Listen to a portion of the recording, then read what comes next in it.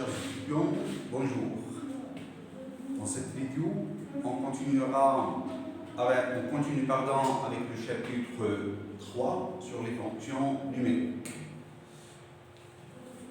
Dans les précédentes vidéos, on a parlé de limites de fonctions et on a commencé à parler de la continuité. Dans cette vidéo, nous allons donc continuer dans ce sens sur la continuité des fonctions numériques. En particulier, nous allons démontrer deux résultats fondamentaux que vous avez utilisés au baccalauréat sans démonstration. Le premier, c'est le fait, ou bien c'est le terme qui dit que l'image d'un segment par une fonction continue sur un intervalle AB est un segment de même nature que le segment AB. Donc l'image du segment AB c'est le segment thème. Puis on va montrer aussi le théorème des valeurs intermédiaires, puis son cas particulier, le théorème de Cauchy. Bien, on va faire ceci grâce à un grand théorème, c'est le théorème de Weierstrass. Puis, on terminera cette vidéo par la démonstration qui dit que l'image d'un intervalle par une fonction continue est un intervalle. Si il nous reste un peu de temps, on attaquera le théorème de la bijection monotone. Théorème que vous connaissez pardon, déjà, mais la plupart des propriétés figurant dans ce théorème étaient utilisées, ou bien vous les avez utilisées sans démonstration. Et donc,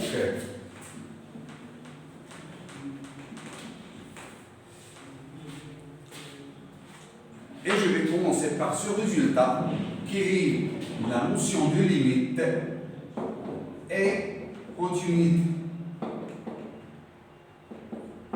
À savoir le résultat suivant. On va donc prendre une fonction f, admettant une limite finie L en un point x0, respectivement à gauche en x0, respectivement à droite en x0. Alors, la fonction g définie de R vers R, définie par f de x ou bien g de x est égal à f de x différent de x0, et où g de x0, je vais prendre comme valeur L, ça veut dire la limite lorsque x tend vers x0 de f de x. Bien sûr, notre fonction f, on n'est pas sûr qu'il est défini en x0. Ça veut dire le f de x0, on n'est pas sûr qu'il existe, on n'est pas sûr aussi que cette limite est égale à x0. Donc peu importe, cette fonction ainsi définie, elle est contenue en x0. C'est pourquoi on l'appelle respectivement à gauche en x0, respectivement à droite en x0. C'est pourquoi il est appelé le prolongement par continuité de f en x0, respectivement à gauche en x0, respectivement à droite en x0. On dit aussi que f est prolongeable par continuité, respectivement par continuité à gauche, respectivement par continuité à droite en x0. Donc pour la démonstration, elle est simple à vérifier. Bien pourquoi? Parce que si je veux l'écrire ici, dire que notre fonction g est continue en x0, ça veut dire que la limite, quand x tend vers x0 de g de x, elle doit être égale à g de x0. En fait, cette limite avec, la limite quand x tend vers 0 de g de x, c'est la limite quand x tend vers x0 de f de x, bien sûr. Parce que, à part le x0, le f de x, elle est égale à g de x, ou bien g de x égale à f de x. Et cette limite, elle est égale à L. Mais ce L, n'est rien d'autre que g de x0. Donc notre fonction g, ainsi construite, est contenue en x0. Voilà donc, ce résultat, on l'utilisera par la suite. Et voilà, si je veux construire une fonction continue en x0 à partir d'une fonction, admettons une limite définie en x0, voilà la méthode. Le prolongement ainsi comme exemple, le prolongement par continuité de f de la fonction définie de r par f de x égale à sinus de x sur x en 0. On voit que cette fonction n'est pas définie en 0, mais elle a une limite.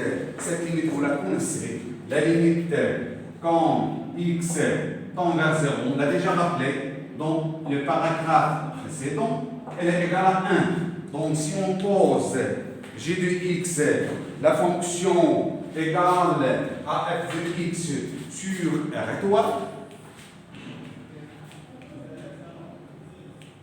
et g de 0, elle est égale à 1, alors c'est le prolongement par continu de f en 0.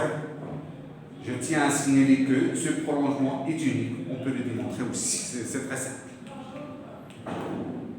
Proposition, si je prends f, une application de E vers R, définit le voisinage d'un réel x0, alors f est continu en x0, si et seulement si, et bien sûr, elle est continue à droite et continue à gauche en x0.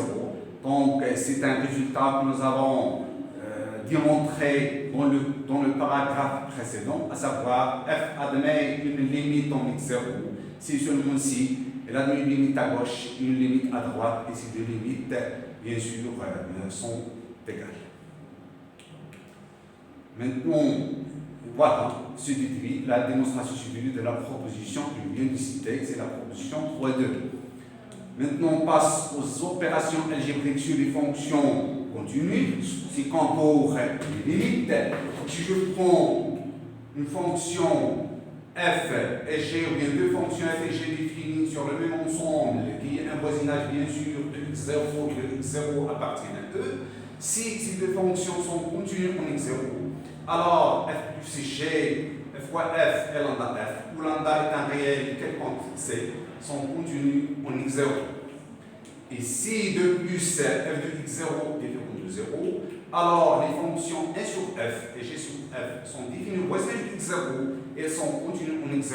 Donc pour la preuve, il suffit d'utiliser les opérations sur les limites, un théorème ou une proposition. Nous avons déjà présenté une démonstration surtout de ce 1 sur f de la somme aussi, c'est simple, et c'est de revenir à cette proposition et de voir la démonstration. Elle est chez vous sur la plateforme Moodle dans le cours qui a été déposé il y a plus de 2 semaines. Maintenant, petite remarque, c'est que la proposition précédente, ça veut dire les opérations algébriques sur les fonctions continues, elles sont aussi vraies pour la continuité à droite et la continuité à gauche en un point. Maintenant, on passe à la continuité de la composée. C'est une propriété aussi que nous avons démontrée dans le cas de la limite. Eh bien, voilà son énoncé. Si je prends E, une partie de R, F, une partie de R, F définie de E vers R, G définie de F vers R, avec F de égal dans F, X0 appartient à E, alors si F est continu en X0 et G est continu en X0, alors G en F est continu en X0.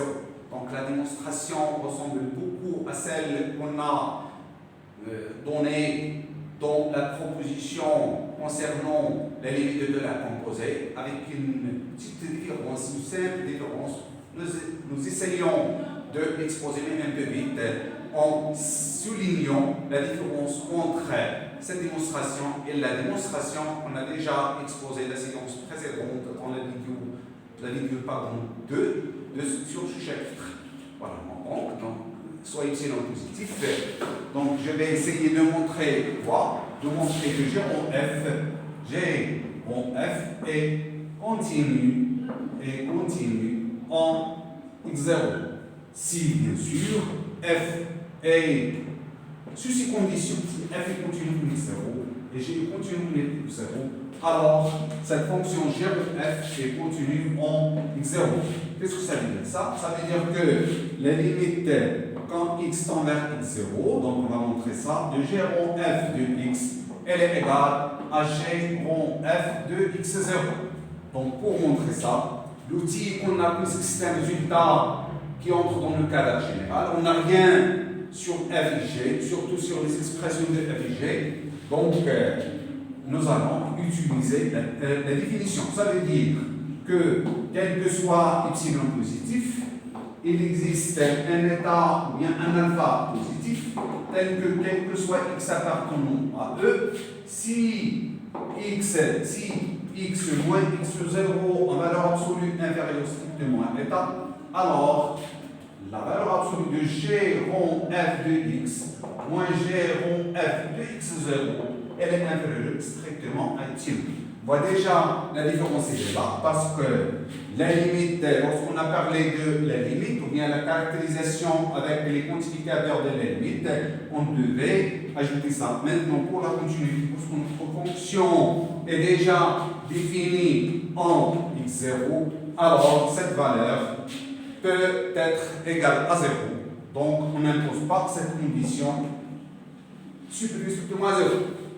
Donc voilà, pour montrer ça, on va fixer un epsilon positif. Donc soit un epsilon positif, on va essayer de chercher un état qui vérifie ces conditions. Alors, pour G, on sait que G est continu de x0, donc il existe un état positif tel que quel que soit x dans f, si le domaine de définition de la fonction G, tel que si on a la valeur absolue d'y moins f de x0 inférieure strictement à état, alors la valeur absolue de g de y moins g de f de x0 inférieure strictement à epsilon. Maintenant, notre fonction f, elle est continue en x0. Donc, pour ce état, celui-là, il va exister un alpha qui est strictement positif, tel que, pour ce état, qui est strictement positif, il existe un alpha positif tel que quel que soit x dans E. Si la valeur absolue de x moins x0 est strictement alpha, alors la valeur absolue de f de x moins f de x0 est strictement alpha. Maintenant, si on prend un x quelconque dans E, tel que la valeur absolue de x moins x0 est strictement alpha, alors on a les deux choses suivantes. Puisque nous avons imposé à E de vérifier cette condition, alors le x étant dans E, donc le f de x elle appartient à f. Et bien sûr, la valeur absolue de f de x moins f de x0 inférieure strictement à f. Et maintenant, ces deux conditions sont exactement ces conditions-là. Donc si j'ai un y qui appartient à f, qui vérifie ça, alors la valeur absolue de g de y moins g de f de x0 inférieure strictement à epsilon. Maintenant, f de x étant dans f, donc il joue le rôle de y, et le f de x en valeur absolue moins f de x0 inférieure strictement à état. Donc j'ai cette condition. Donc g de f de x moins g de f de x0 inférieur strictement à epsilon. Ça veut dire quoi? Ça veut dire que g rond f de x moins g rond f de x0, elle est inférieure strictement à epsilon. Donc, pour tout epsilon positif, en définitive, pour tout epsilon positif, il existe un alpha qui est positif, elle est là, tel que, quel que soit x dans E, si le x moins x0 en valeur absolue inférieure strictement à alpha, alors g rond f de x moins g rond f de x0, elle est inférieure strictement à epsilon. Ça veut dire que la limite, lorsque x tend vers x0 de g rond f de x égale à g rond f de x0, et ça veut dire aussi que notre fonction g rond f est continue en x0. Un petit corollaire, si E est inclus dans R, et F inclus dans R, deux parties de R, en fait, ce E c'est un voisinage de x0 et f est un voisinage d'un L qu'on va voir. Donc, si toujours cette condition, parce qu'on va parler de quelque chose lié à la composée, alors, si f a une limite L en, bien sûr, L en x0, avec le L, bien sûr, appartient à f, et G est continu en L, alors la fonction g en f admet une limite en x0 qui est exactement g de L. Pour la preuve, il suffit bien sûr d'utiliser la proposition précédente, mais quelle est la fonction qui jouera le rôle de f, qui était une fonction dont la proposition précédente continue en x0? Bien, puisque notre fonction f admet une limite L en x0, alors il suffit d'appliquer le résultat précédent avec la fonction que j'ai appelée le prolongement par continuité de f en x0. Donc on a déjà montré que, x0, on a déjà montré que cette fonction est continue en x0 et on l'a appelé le prolongement par continuité de f en x0. Donc si je prends le théorème, le résultat précédent, et je l'applique à g en h, on a le résultat. En fait, g rond f, la limite quand x tend vers x0 de g rond f de x, c'est la limite quand x tend vers x0 de g de f de x, mais le f de x, elle est égale à h de x pour tout x appartenant à E est différent de x0. Donc je peux l'écrire comme ça, la limite quand x tend vers x0 de g de h de x, et cette limite, elle est égale quand x tend vers x0, g rond h de x, mais cette fonction h est continue en x0, la fonction gl, elle est continue en g de l, mais le g de l, c'est exactement g de h de x0, g de h de x0. Donc, d'après le résultat précédent, cette limite, elle est égale à la limite quand x tend vers x0 de g, elle est égale à g de h de x0, g rond h de x0, g rond h de x0. Donc, et g rond h de x0, elle est égale à g rond f en x0. Et voilà donc notre fonction, elle est continue en... Pardon, j'ai ici... Pardon, c'est pas vrai ça, parce que g rond h de x0, elle est définie alors que celle-ci peut-être peut ne pas être définie parce que la fonction f, elle n'admet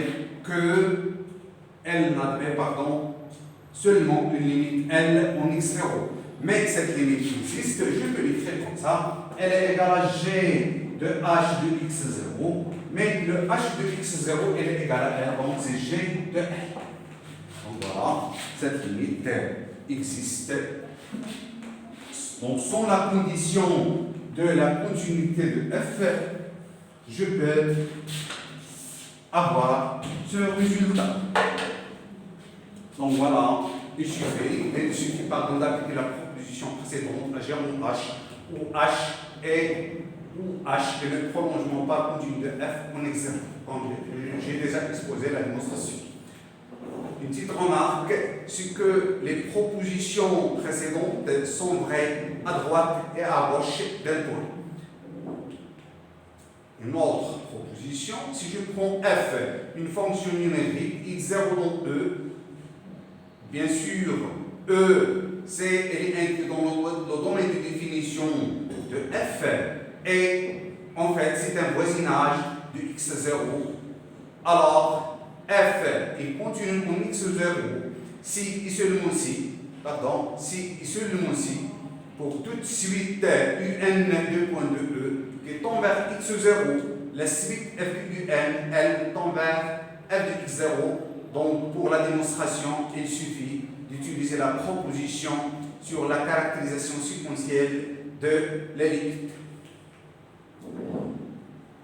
Dans une autre définition, si je prends E incluant F, AB deux nombres réels, et F une fonction numérique, bien sûr, une variable réelle, alors F est continu sur un intervalle, ou bien un intervalle AB, donc vous remarquez déjà que je suis passé à un autre concept, à d'autres définitions, à savoir, elle est déjà dans le titre, mais vous n'arrivez pas à le voir, elle est là. Déjà dans le titre, il s'agit de la continuité sur un ensemble. Donc je vais commencer par la continuité sur un intervalle.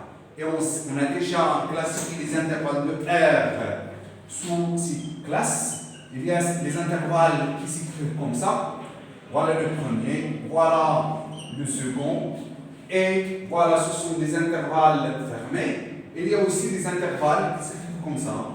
AB, A plus l'infini.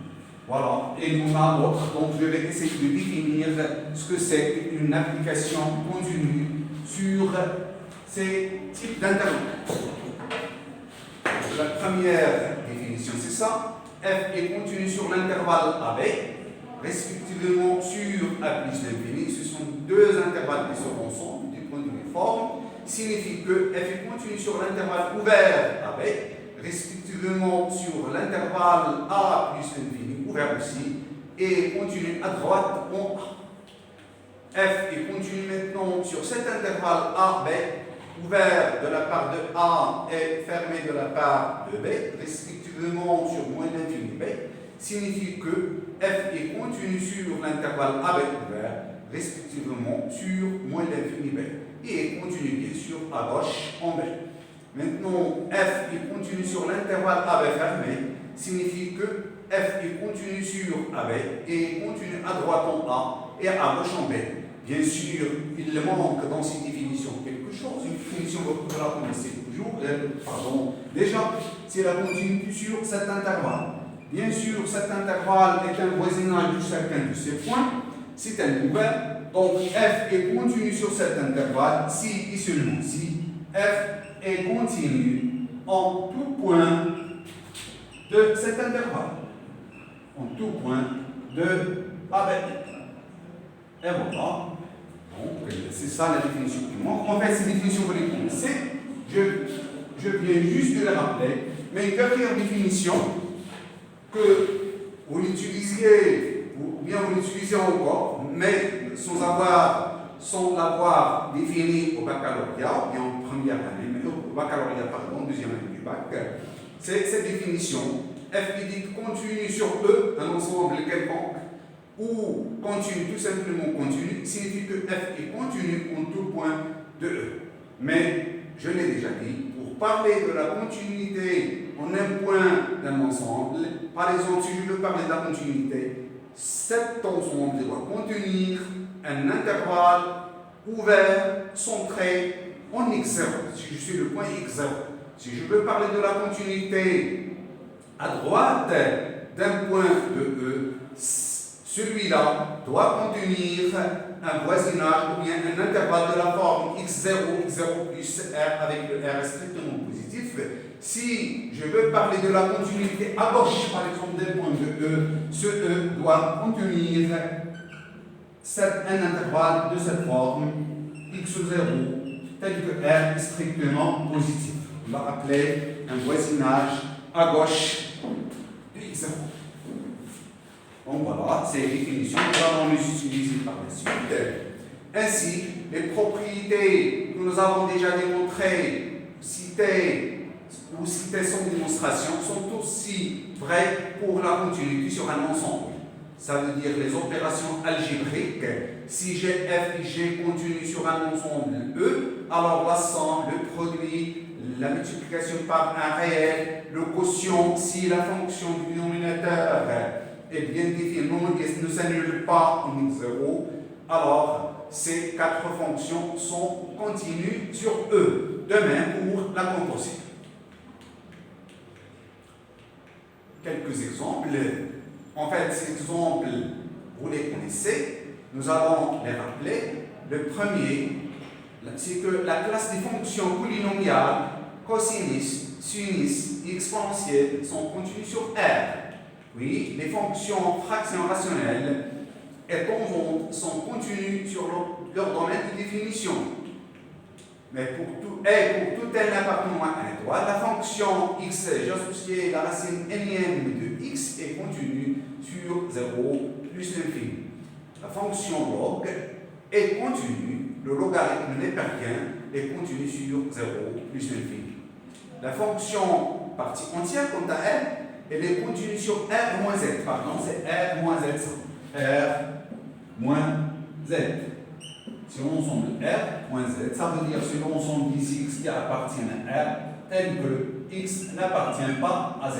Donc cette fonction, elle est continue sur cet ensemble, en particulier, si je veux préciser davantage, la partie entière est continue à droite et non continue à gauche en tout point de Z. Donc non continue sur Z. Pourquoi je peux même rappeler la démonstration? Parce que si je prends un x qui appartient à n plus 1, quelconque, un x quelconque, et le n est quelconque dans z, alors le x il appartient à r, pardon, quel que soit x appartenant à cet ensemble, elle est donc la nature, et x appartient à r. Alors, les limites, quand x tend vers, pardon, je vais prendre ce nombre x0, quand x tend vers x0 de la partie entière de x, et on sait déjà que chaque élément qui est là, si je prends deux entiers, ici, si je prends un nombre réel ici, alors sa partie entière, elle est égale à n, donc cette fonction, en fait, elle est constante sur cet intervalle de n, elle est égale à n, et le n, bien sûr, c'est la partie entière de x0. Maintenant, si je prends ce n, ou bien ce n, ou bien x0, elle est égale à 1n, où n appartient à z, alors la limite, quand x tend vers n, mais de la partie droite de n, supérieur ou égal à n, pardon, de la partie entière de x, tous les x qui sont là, qui s'approchent de n de la partie droite, alors leur partie entière, elle est égale aussi à n, donc elle est égale à n, mais n c'est la partie entière de n, donc cette fonction est continue à droite en n. Mais pourquoi elle n'est pas continue à gauche en un entier relatif? Et bien sûr, voilà pourquoi, si je prends la limite quand x tend vers un n déjà fixé dans z, tel que x inversement moins n cette fois-ci, et si je prends, essayer de représenter ça, ça veut dire j'ai le n plus 1, et j'ai le n moins 1. Dire que x s'approche de n de la partie gauche, je vais l'écrire même comme ça, donc s'approche de cette partie, je parle maintenant de la limite. Donc si je prends un x qui s'approche de n de la partie droite, ça veut dire qu'il est là, il est donc sur le côté. Dire qu'un x est ici, ça veut dire que sa partie entière, elle est égale à n-1. Donc elle est égale à n-1, qui est différent de la partie entière de n, ça veut dire f de n. Donc la fonction partie entière n'est pas continue à gauche ou n'importe quel entier relatif, et elle est continue sur tout intervalle n plus 1, comme celui n plus 1, quel que soit n appartenant à z. Voilà. Donc voilà des exemples, peut-être que nous allons les utiliser. On continue. On arrive à ce fameux théorème, c'est le théorème de Weierstrass. Donc c'est le premier résultat, c'est le résultat clé pour la démonstration de plusieurs résultats que vous avez utilisés sans démonstration, en particulier celui de théorème, ou bien le théorème des valeurs intermédiaires, l'image d'un intervalle par une fonction continue. Donc si je prends deux nombres réels A et B, avec A inférieur strictement à B et F une fonction, alors, si F il continue sur AB, alors F est borné sur AB. Et on a la chose suivante avant. Ça veut dire quoi F est borné sur AB? Ça veut dire que l'ensemble F de AB, l'image directe par l'application F de l'intervalle AB, c'est par définition, si on disait de X, tel que X appartient à AB, est borné. Donc dire que F est borné sur cet intervalle AB, ça veut dire que cet ensemble est borné. C'est-à-dire quoi? C'est-à-dire qu'il existe un XM qui appartient à AB, et un X grand M qui appartient à AB, tel que le f de xm elle est égale à m, et ce m c'est le sup de f de x, x appartient à b, et on va montrer qu'elle est égale aussi, elle est égale d'après cette égalité, f de xm égale à m égale au sup, donc ce sup est atteint, donc c'est un maximum. Et il existe ce petit xm pour lui, et vérifier, le f de xm égale xm, elle est égale à l'inf de f de x tel que x appartient à b est égal à mi de x appartient à b de f de x. Donc voilà, je vous rappelle que baccalauréat, vous utilisez déjà ce concept sans avoir la définition. Définition que nous avons introduit dans le premier chapitre lorsqu'on a parlé de la borne supérieure et la borne inférieure d'une partie donc de 2R. Voilà, donc essayons de voir ensemble la démonstration de ce fameux résultat. Voilà pour la preuve, montrant que f est majoré premièrement. Parce que pour montrer que notre partie là est bornée, on va utiliser un résultat qu'on connaît, toute partie non vide de R majorée admet une borne supérieure s'il est minoré et admet une borne inférieure. Donc, on va montrer que notre fonction est majorée. Voilà comment? Par la théorie. Supposons que f n'est pas majoré. Ça veut dire quoi? Bien sûr, c'est la négation de f est majoré. Qu'est-ce que ça veut dire f majoré et majoré? Ça veut dire que il existe un grand M qui appartient à R, tel que, quel que soit x appartenant à l'intervalle AB, on a la valeur absolue de f de x inférieure ou égale à, sans valeur absolue. On va montrer qu'elle est majorée. Dire qu'elle n'est pas majorée, ça veut dire qu'on a la négation de ça.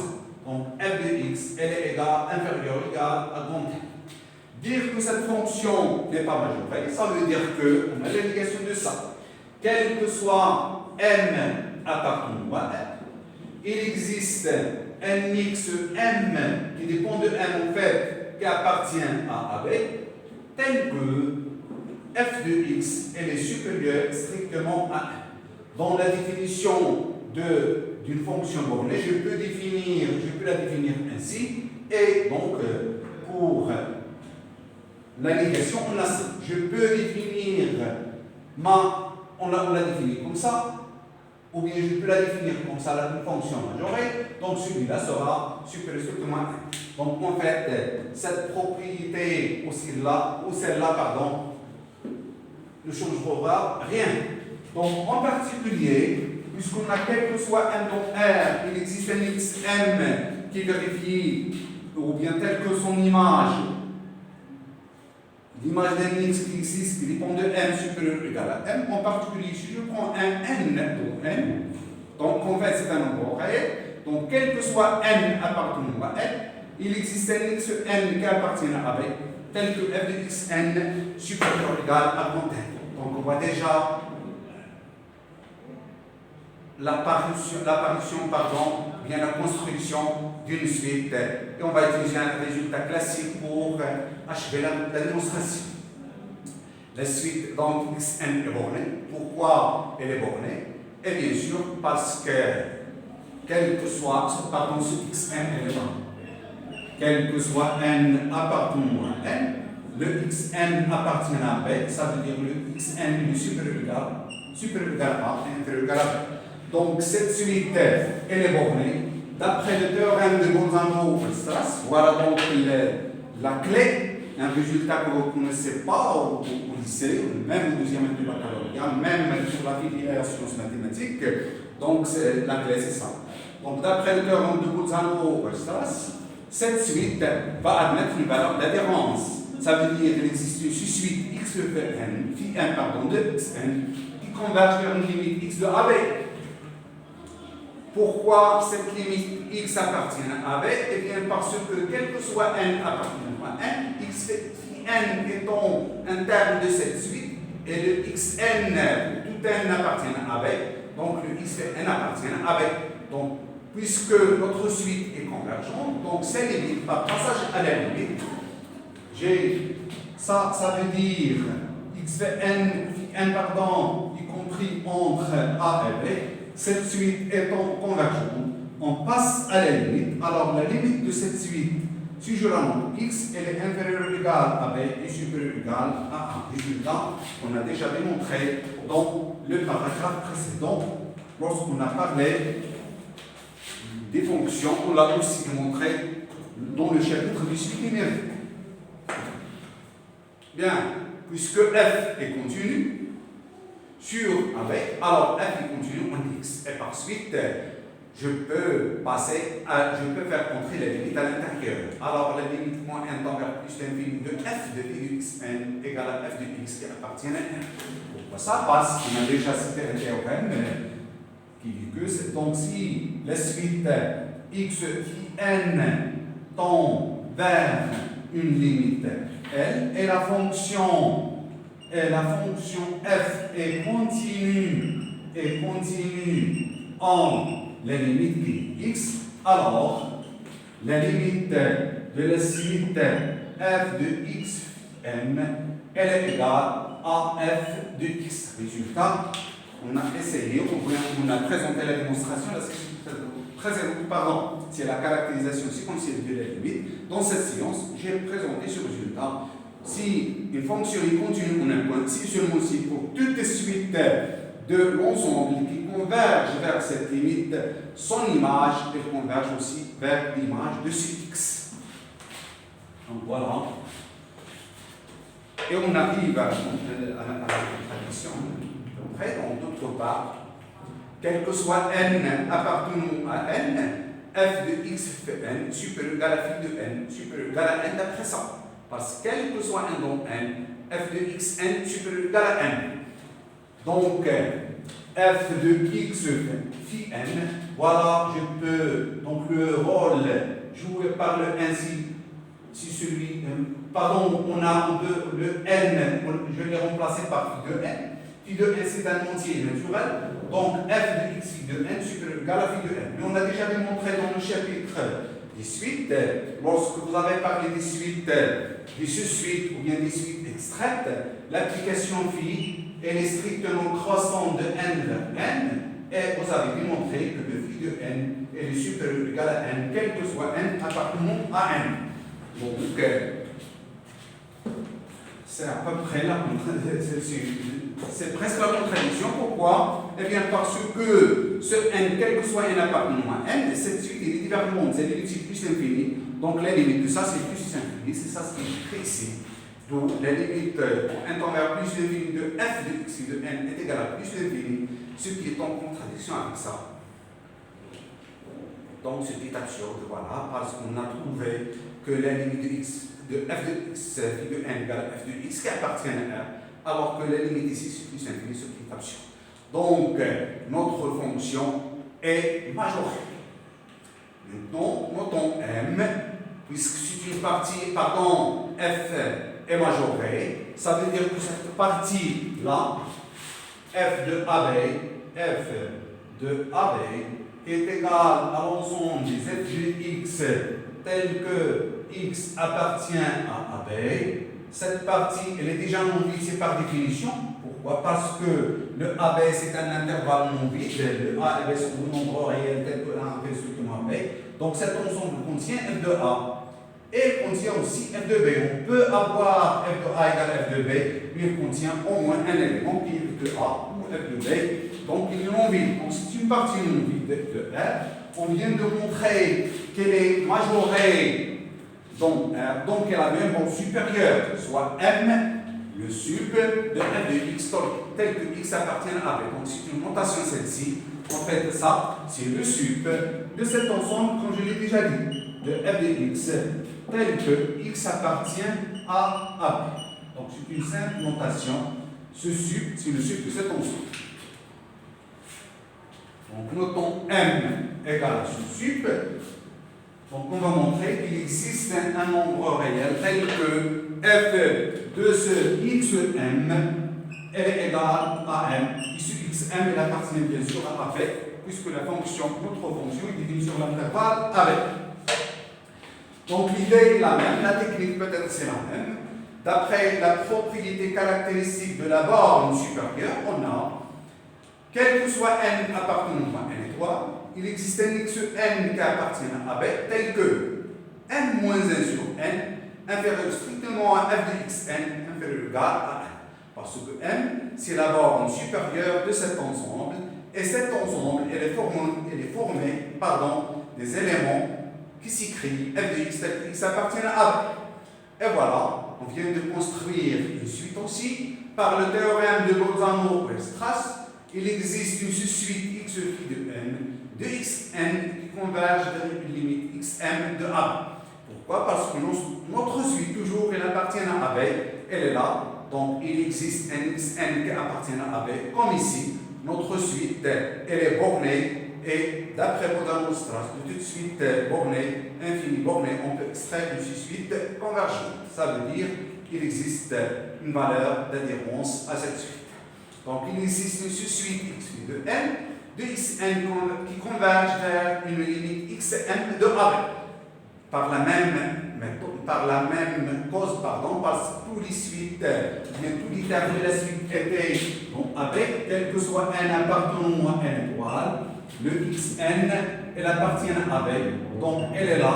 Donc, puisque le x phi de n, c'est un élément de cette suite, quel que soit n appartenant à n, donc il vérifie ça. Notre suite étant convergente, en passant à la limite, donc la limite, je l'ai notée, xm, elle est inférieure à la donc c'est limite, cette suite, elle appartient, la limite de cette suite appartient à la. Et bien sûr, voilà, on a quelqu'un qui peut, ou bien dont l'image peut être égale à n, si ce xn, donc on va montrer ça, f de xm égale à compter. Donc voilà. Donc je l'ai déjà dit, puisque f est continu sur AB, il est continu en ce point. Et par suite, la limite quand n tend vers plus infini de f de x phi de n est égal à f de xn, par la même technique. Or, on a ça, on revient à la caractérisation de la borne sup, quel que soit n appartenant à n étoile, et m moins 1 sur n inférieur ou égal à ça. Bien sûr, on avait ça, m moins 1 sur n est inférieur ou égal à xn, à f de xn, inférieur ou égal à grand n, c'est n inférieur. Mais je sais que phi de n, quel que soit n appartenant à n étoile, est supérieur ou égal à n.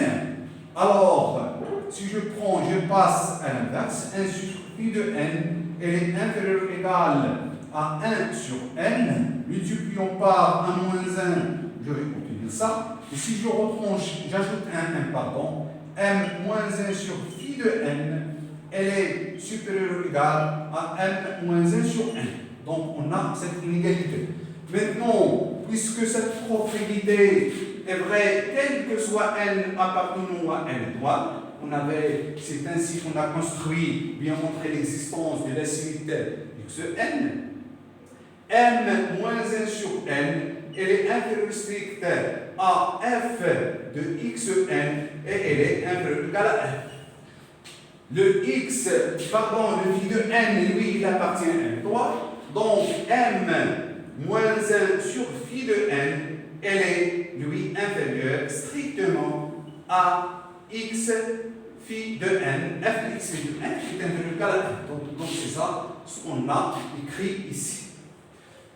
Donc, on a ce résultat, bien sûr, ces inégalités successives, ainsi démontrées. Et voilà, on va passer maintenant à la limite. Donc, ce terme, m moins 1 sur 1, ainsi de suite, qui converge vers m, ou la suite f de x de n, elle est convergente et converge vers m. Parce que je peux ne pas avoir ça. J'ai maintenant, pardon, c'est pas ça. Je peux ne pas utiliser ça, cette partie. Donc, c'est une étape intermédiaire. Donc, j'ai quel que soit n appartenant à n égale cette suite, m moins 1 sur n, ou bien le terme général de cette suite qui est m moins 1 sur n, elle est inférieure strictement à f de x de n, inférieur ou égal à m, puisque la limite de ça, c'est m, et voilà, j'ai ici un m. Donc, la limite de f de x de n, elle est égale à m. Et voilà, c'est presque terminé. Je vais utiliser ça. On a la limite de cette suite, d'une part, elle est égale à ça, et la limite, elle est égale à ça, d'après l'unicité de la limite. Donc, f de xm, elle est égale à m. Donc, c'est ça ce qui est écrit peut-être ici. Et l'unicité de la limite d'une suite convergente entraîne que f de xm, elle est égale à grand M.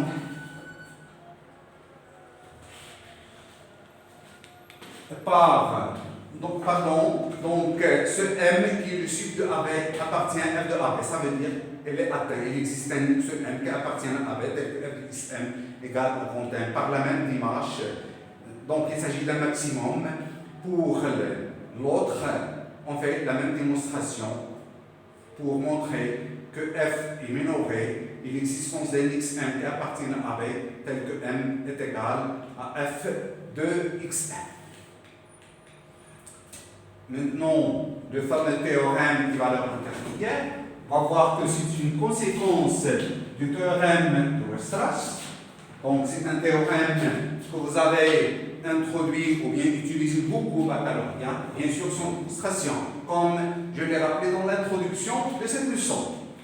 Si f est une fonction continue sur un intervalle I de R, alors pour tout A et B de I, f prend toute valeur intermédiaire entre f de A et f de B, de l'appellation du théorème de valeur intermédiaire. C'est-à-dire que pour tout y entre f de A et f de B, il existe un C compris entre A et B, tel que y égale à f de C. Voilà, faire la preuve. Soit A appartient à I et B appartient à I. Et Y compris entre f de A et f de B. Alors, on a les cas suivants. Si A égale à B, alors il n'y a rien à démontrer. Il suffit de prendre ce C qu'on cherche égal à A ou bien égal à B. Maintenant, si A est différent de B, alors, puisque A et B jouent deux rôles symétriques, on peut supposer que A inverse strictement à B. Par exemple, supposons que f de A inférieur ou égal à f de B. Parce que, supposer ça, je ne peux rien dire de f de A et f de B. Je peux avoir f de A supérieur strictement à f de B, comme je peux avoir f de A inférieur ou égal à f de B. Eh bien, on va voir les deux situations. Parce qu'on n'a rien sur la monotonie de f. Voilà donc le premier cas. Si f de A inférieur ou égal à f de B, donc dire que le y est entre f de A et f de B, alors f de A inférieur ou égal à y inférieur ou égal à f de B. Tout le premier point, si f de A égale y, on prend C égale à A. Si par contre f de A, f de B égale à y, on prend C égale à B. Si maintenant f de A n'est pas égal à y, n'est pas égal à f de B, alors f de A inférieur strictement y, inférieur strictement à f de B. Et maintenant, c'est ce cas qui est un peu difficile. On va construire un sous-ensemble, c'est le AY qui est également son indice qui appartient à B, tel que f de x inférieur strictement à y. Je peux considérer aussi l'ensemble des éléments qui appartiennent à B, tels que y inférieur strictement à f de x. Donc, par la même démarche, on arrive à construire un élément C qui appartient à l'intervalle AB, tel que f de C égale à y. Et voilà, nous allons utiliser la technique de la borne sup ou bien la borne f, AY non vide, car appartient à Y, eh bien pourquoi je vais revenir à notre ensemble. Si l'ensemble d'ici qui s'appartient à AB, tel que f de x inférieur strictement Y, eh bien puisque f de A elle est inférieur strictement Y et le A elle est donc AB, alors notre A elle appartient à AY, donc notre sous-ensemble de R est non vide et AY est majoré par B parce que notre AY il est inclus dans AB. Donc n'importe quel X qui appartient à Y il est inférieur ou égal à B. Donc le AY est majoré par B. Étant une partie non vide de R, majoré, donc il a une borne supérieure C. Et voilà donc, si ce C que nous allons montrer que l'image elle est égale à Y. Donc voilà, essayez de faire ça. Donc montrer l'égalité entre deux nombres réels, soit je vais montrer que cette différence est égale à 0, ou bien de montrer que f de c supérieur ou égal à y et f de c inférieur ou égal à y. Ça veut dire que ces deux propriétés sont vérifiées. Donc f de c elle sera égale à y. Et voilà, nous allons utiliser la définition de c et la nature ou bien la structure de l'ensemble AY. Bien sûr, C appartient à AB, car le AY est inclus dans AB. Donc, quel que soit X appartenant à Y, le X elle est là. Donc, la borne supérieure de AY, elle est supérieure ou égale à A et inférieure ou égale à B. D'autre part, puisque le C est égal à sup de AY, c'est la définition, alors, d'après la propriété caractéristique, pour tout n appartenant à n étoile, il existe un xn qui appartient à y tel que c moins 1 sur n inférieur strictement xn inférieur ou égal à c. C'est la propriété caractéristique de la borne supérieure d'une partie non vide de R, admettons cette borne supérieure. La suite de xn est telle que, voilà, je vais résumer certaines propriétés. La première, c'est que c moins 1 sur n inférieur à xn inférieur ou égal à c d'après ça. La deuxième, f de xn inférieur strictement y. Pourquoi ce f de xn inférieur strictement y?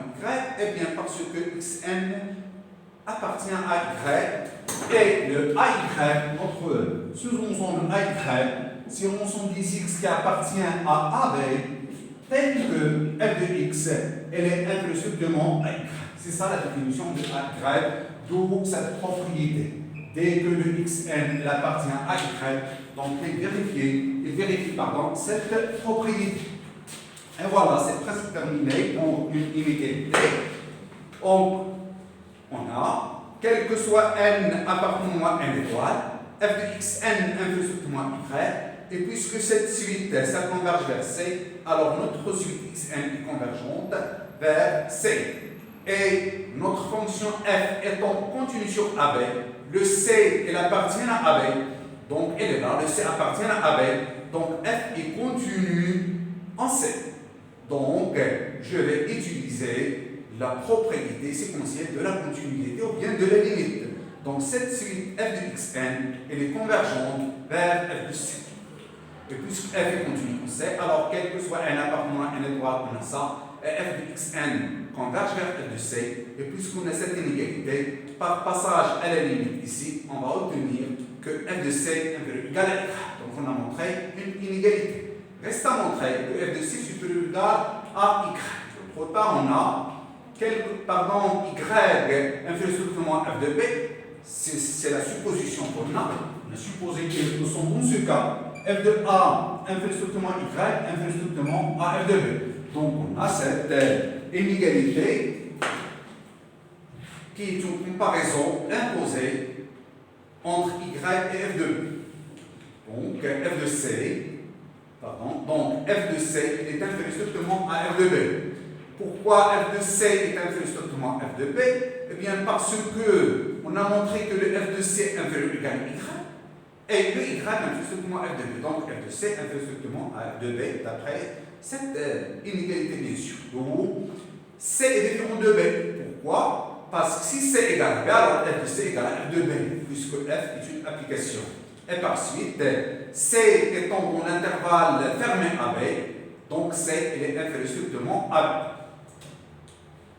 Or, pour tout x appartenant à C, B, pardon, j'efface ça pour pouvoir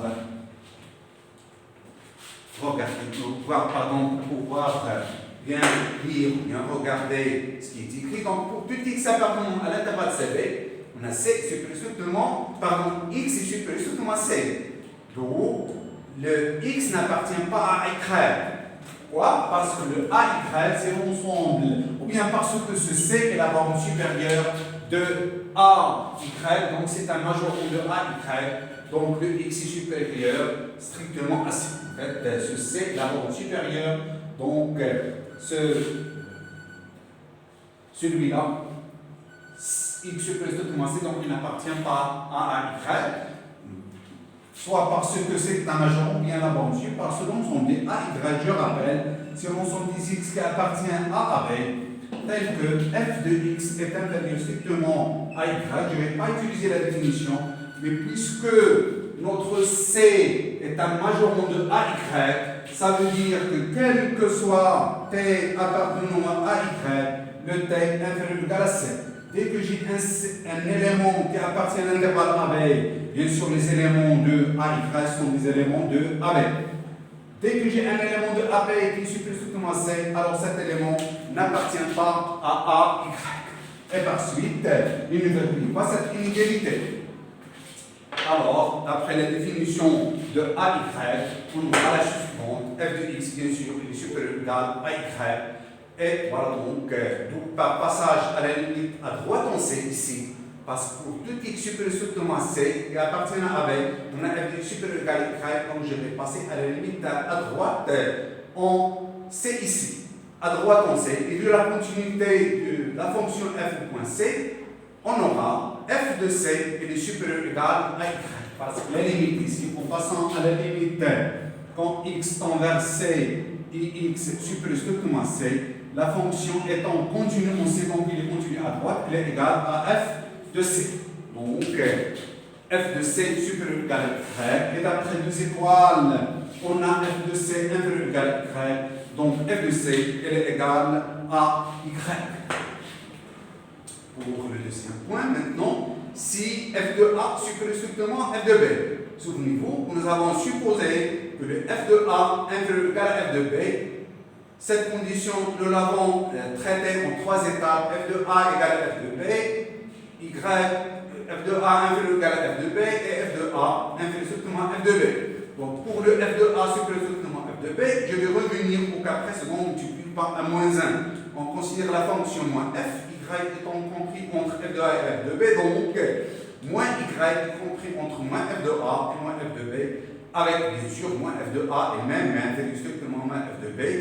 Et alors, comme moins f est continu sur i, alors elle va exister d'après le cas précédent, un C qui appartient à B, tel que moins y est compris entre moins f de A et moins f de B, elle est égale à moins f de C. Donc, il existe un C qui appartient à B, tel que y est égal à f de C.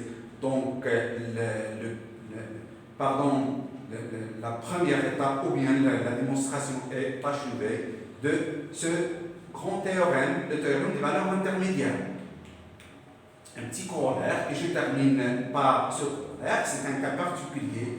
Au baccalauréat, vous appelez déjà aussi ce résultat théorème de valeurs intermédiaires, mais elle porte un autre nom. L'image f de i d'un intervalle i par une fonction continue f sur i, donc l'image f de i d'un intervalle i par une fonction continue f sur i est aussi un intervalle. En fait, petite démonstration, on va prendre une fonction continue sur un intervalle i, donc je ne cite pas la nature de l'intervalle, elle est quelconque, et soit f de A et f de B, deux éléments de f de i. Donc je vais montrer que f de i est un intervalle. Donc je vais prendre deux éléments f de A et f de B dans i. F de A, donc f de i appartenant à f de i et f de B appartenant à f de i. Et on va prendre un y compris entre f de A et f de B. F de A et f de B. Si je prends par exemple f de A, c'est le plus petit, donc le y est là. Donc je vais prendre un y entre les deux et je vais vous montrer que ce y elle appartient à f de i. Et ça, c'est ça la caractérisation d'un intervalle qu'on a donné dans le premier chapitre. Eh bien, je vais utiliser le théorème de valeur intermédiaire pour assurer ça, et soit y compris entre f de A et f de B. Alors, d'après le théorème précédent, c'est le théorème des valeurs intermédiaires, il va exister un C compris entre A et B, tel que y est égal à f de C. Ça veut dire, donc le C est compris entre A et B, donc il appartient à l'intervalle d'extrémité A et B. L'intervalle d'extrémité A et B est inclus dans I puisqu'il est un intervalle. Donc, il existe un C qui appartient à I tel que f de C est égal à Y. Donc, Y appartient à f de I. Lequel, c'est ça ce que j'ai déjà dit. Or, C est compris entre A et B. Il appartient donc au segment d'extrémité A et B, lequel est contenu dans I. Donc, C appartient à I. Donc, C appartient à I et le Y est égal à f de C. F de C, il appartient à f de I, donc Y appartient à f de I. Donc, f de I est un intervalle. Donc, ajoutons ce résultat. Donc, l'image d'un intervalle maintenant fermé borné AB par une fonction continue est un intervalle fermé borné de cette forme θm en terme où m, bien sûr, c'est l'inv de f de x. Elle est égale aussi au minimum, et le grand M, c'est le sub de f de x. Elle est égale aussi au maximum. Bien sûr, on a déjà montré une inclusion, donc pour la preuve, je prends, si j'ai un x dans AB quelconque, tel que f de x supérieur ou égal à m, inférieur ou égal au grand M, alors f de AB est inclus dans θm grand M. Pourquoi on a ça? Parce que θm c'est l'inf de f de x. Et grand M, c'est le sub de f de x. Donc, pour tout x dans AB, le f de x, il est compris entre m et le grand M. Parce que celui-là, c'est un minorant. C'est le plus grand, en fait, c'est le plus grand des minorants. Et celui-là, c'est le plus petit des majorants. Donc, on a ça. Dès qu'on a ça, ça veut dire que quel que soit x dans AB, f de x, quel que soit x appartenant à AB, f de x, elle appartient à l'intervalle θm grand M. Donc, c'est la définition du fait que AB est inclus dans, c'est pas AB, c'est f de AB, parce que je prends les images, est inclus dans θm grand M, et c'est ça ce qui est écrit ici. Reste à montrer maintenant l'autre inclusion, à savoir, le θm grand M est inclus dans f de AB. Donc, on va prendre un élément y qui appartient à θm grand M. D'après le théorème de Weierstrass, le théorème précédent, il existe un petit xm et un grand xm de AB, tel que f de xm est égal à θm et f de xm égal à grand M. Or, y est compris entre f de xm et f de grand xm, parce qu'il est là. Et le petit m, c'est f de xm, et le grand m, c'est f de xm.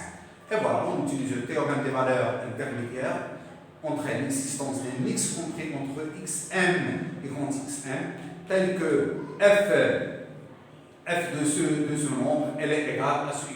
En fait, puisque le c, le x est compris entre ça et ça, et ces deux valeurs sont dans AB, xm et grand xm sont dans AB d'après le théorème de Weierstrass, ou bien sont là, je vais les rappeler. Alors, ce x est entre A et B, car AB est un intervalle. Tel que, bien sûr, y égale à c, on a donc montré l'existence d'un x qui appartient à AB, tel que f de x égale à y, alors le y appartient à f de AB.